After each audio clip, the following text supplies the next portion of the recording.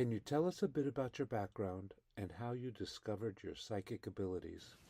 Hi, I'm Miki Jacobs. I was born and raised in Israel in a conservative Jewish home. I served in the Israeli army for 5 years, and at the age of 26, I moved to the United States. I opened a glass company that I operate for 10 years. And at 2007, I opened my current company where I offer spiritual services. I do reading, I do public speaking, I do spiritual teaching, and I am an author. When did you first realize you had this gift, and what was that experience like? So when I arrived to United States, I continued to practice my Judaism beliefs and tradition. But then I was exposed to spirituality and it kind of really set with me. So I started to study and accumulate knowledge and I took classes. I became a Reiki master and offer energy healing to people and animals. And I got into meditation. I improved my ability to quiet the mind.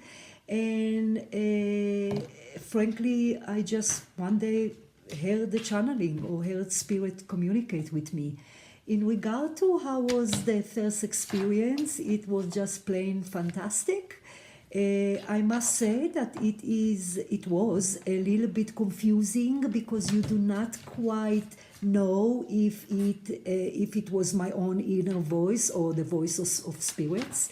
But what spirit do is they do their best to kind of sound different. So when we communicate with spirit, it's softer, it's always loving, it's always positive. It's almost kind of like more in the background as opposed to our own inner voice, which is harsh. It's kind of loud, it's negative for the most part. So of course practice make better, but it's quite easy to differentiate between the two. And I remember also I was very proud of myself because it took a hard work to be able to quiet the mind, which is the biggest obstacle for spirit communication. So the experience was again truly wonderful. What type of psychic work do you specialize in? So I what refer to as a psychic medium. As a psychic, I connect people to their spirit guides, to their angel.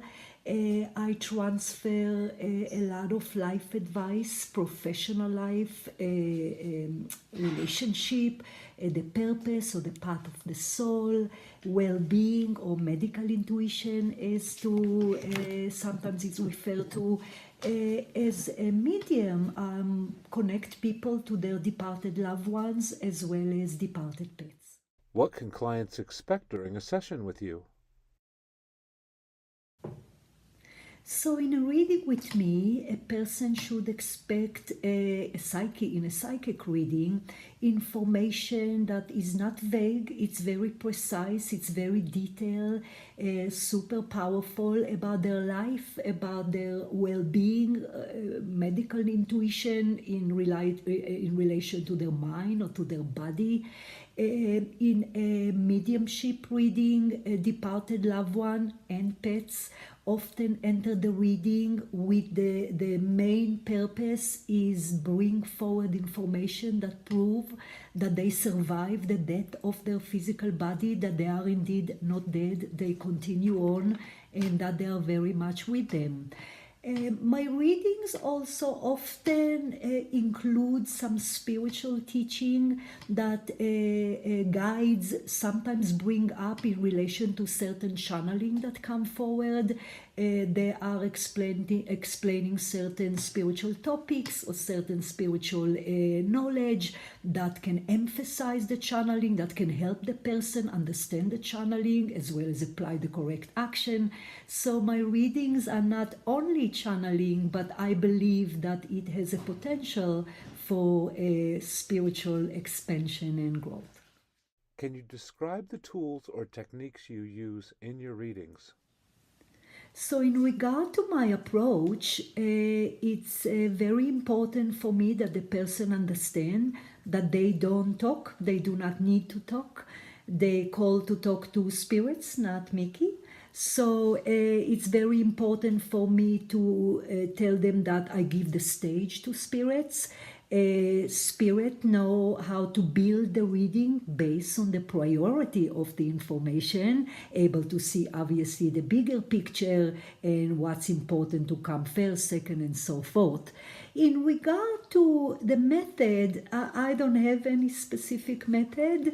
I mean, the way I conduct my reading is quite natural in a way that when the reading starts, the person's spirit team, as I call them, everyone is there waiting, and I simply listen to what they ask me to transfer, and I just kind of transfer the information. So it's very natural, it's very comfortable. A lot of people actually are nervous at the beginning of a reading or fearful, but I never worry about that because spirit relax their energy, relax my energy, and therefore it's always heartwarming. We laugh, and there's of course emotional.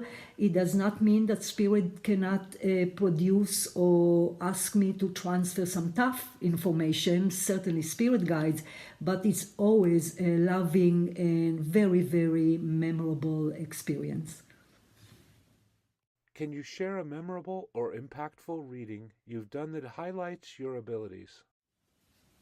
So I have a lot of memorable readings, but since I love animals so much, I would like to share a reading where a soul of a dog entered the reading and was describing in detail that its parents left him in the car and he died from heat exhaustion, and he was describing how his parents were frantically trying to give him CPR, tried to save him, rushed him to a vet, and were crying and felt so guilty. So it was all kind of designed to be grateful for them, to realize how much he was loved on planet Earth.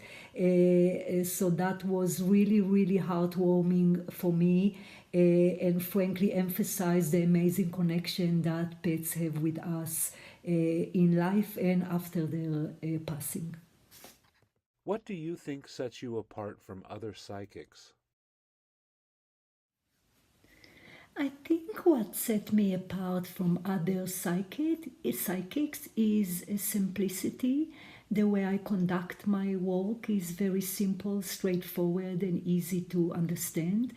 And my English is simple, not that I have my choice, but it worked for me. So I would say probably simplicity. Are there any common misconceptions about psychics that you'd like to clear up? I think there are two major misconceptions that are important to understand. The first thing is that reading is not a fortune telling.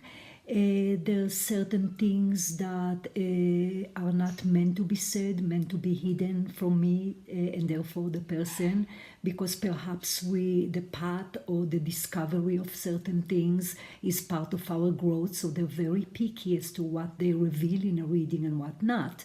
Another misconception is that nothing's guaranteed, in a way that no matter how detailed they are, and they are, we need to apply the action. As often I tell my client, if you hang up the phone from a reading, do nothing.